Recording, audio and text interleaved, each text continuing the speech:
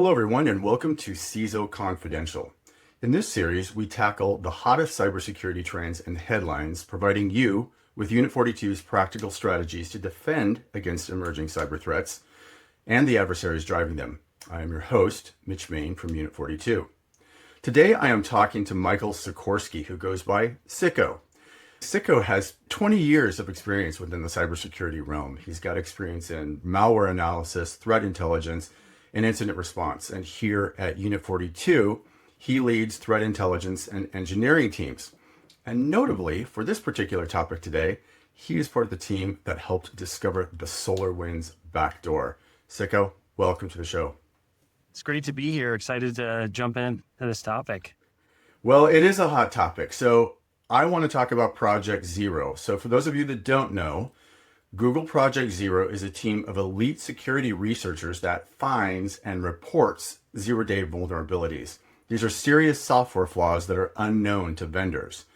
Usually vendors get 90 days to patch before these vulnerabilities are publicly exposed, but only 7 days if an exploit is already active in the wild.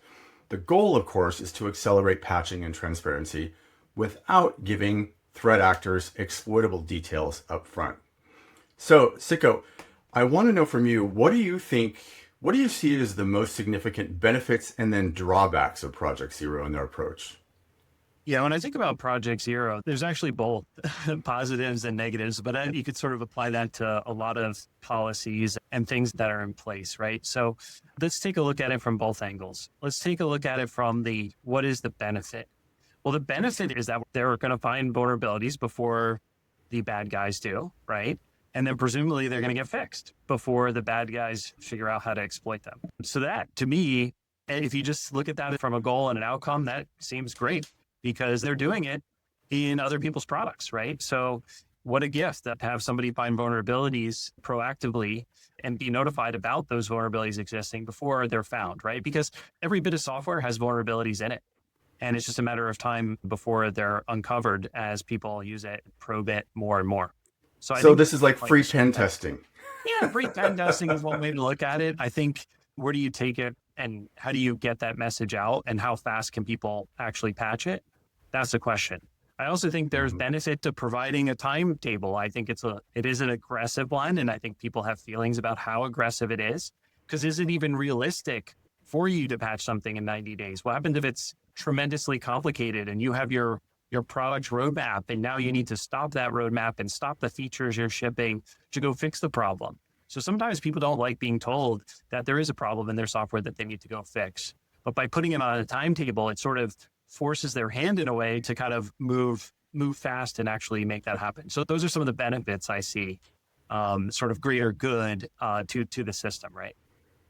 I think that is the goal. Now I want to ask you, in your experience, how are vendors and leadership, how are they adapting to these tighter timelines and this sort of forced transparency? Does this actually improve patch uptake, or are we just creating more friction here? Well, I think that's where you start to talk about the other side of the coin, right? Is what is maybe some negatives of the program? I think that's where you start to get into that, is like that 90-day table may be impossible for you, right? It may be that the developer who was working on that part of your software doesn't work there anymore. Now you got to get somebody digging in to fix it. Certain software is tremendously complicated. Fixing a bug could take much longer than that. And then remember, you need to then deploy that out to all of your customers, have them take all of that. And patching is a very slow process. So even if you do meet that 90-day mark, which I think is really hard to do, now you all need all your customers to come in and patch it. What we just saw with SharePoint, right? Like we still have unpatched on-prem SharePoints that are on the internet, despite the fact that there's been a patch out for weeks now. So like people's ability to patch it is already hard. People's ability to repair it is hard. But it's sort of like this game that's being played is like, well, we're giving you 90 days and it's going out no matter what.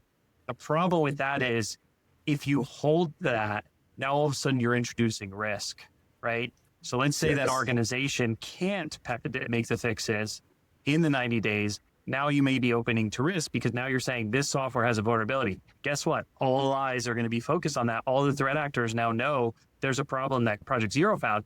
Go look at that. Go take a peek. What is there? And now in the age of AI and its ability to find vulnerabilities, it's still coming along. It's not quite there yet. For SharePoint, researchers did use AI to create the POC, but they were unable to use AI to actually find the vulnerability on its own, given a lot of set of information. So we still have ways to go there, but that's going to evolve and get better and better and better. So therefore, it's even more important to think about what the timetables are and maybe work with the organization, which I'm sure they do in some capacity, but you got to be careful about that hard line. All right, so you just triggered my inner cynic, which was thinking the exact same thing. So considering both the benefits and the potential downside of this, like maybe even giving threat actors an early indication of a new vulnerability, what is the one thing that CISOs should keep front and center in their minds when it comes to vulnerability management and strategy and Project Zero? Yeah, I think the thing that comes to mind for me with CISOs, and I was just meeting with a CISO earlier talking about vulnerabilities and how to manage it. Everything is about defense in depth. You cannot be fully only focused on, did I patch fast enough? Otherwise, I'm done. You need to think about it holistically. What we just saw with SharePoint, and if walking you through the SharePoint on-prem, because it's so fresh as far as like one of the biggest 0 days that has been out there recently, is there was a patch, but that patch was not fully effective. And then there was another patch. And so that's why you saw multiple CVEs issued as a part of that. Now, when I put my CISO hat on, you're never going to stay ahead of having all of your software patched across the 500, 1,000 plus vendors that you're using. You're never going to stay up with that cycle fast enough. And then there's 0 days, which means you don't even have a patch available. So there's nothing you can do about it. So your mindset has to be, that's a best effort, and I'm going to get compromised with a vulnerability. You brought up SolarWinds. It's the same thing in my mind. You're not going to vet every piece of update that you're putting into your supply chain. Your supply chain is not going to be vetted by you to the degree that you're going to find that back door. That's reverse engineering, hundreds of thousands of lines of code to find the one little thing in there. It's not realistic that you're going to do that as an organization. So what does that mean? That means that supply chain attacks, vulnerabilities, everything in that space is a best effort. And if it's best effort, that means you need to have defense in depth in place to think through it. For example, if you had our Cortex endpoint agent on that SharePoint server, you were fine because we had the mechanism to protect from that. So even if you were exploited, even if it happened, we're able to catch it and realize that something wrong happened and take action. So that's where I started to think about is like, you really need that defense in depth because no matter what, your vulnerabilities are always going to be out there and you can't keep up. It's too overwhelming. I appreciate that perspective. And I did notice that little plug for Cortex. Good job. And I guess it remains to be seen, right? Project Zero, friend or foe, time will reveal more. But Siko, I wanted to say thank you again for being on the show today. And I am going to definitely have you back. I appreciate it. Awesome. It's great to chat with you today.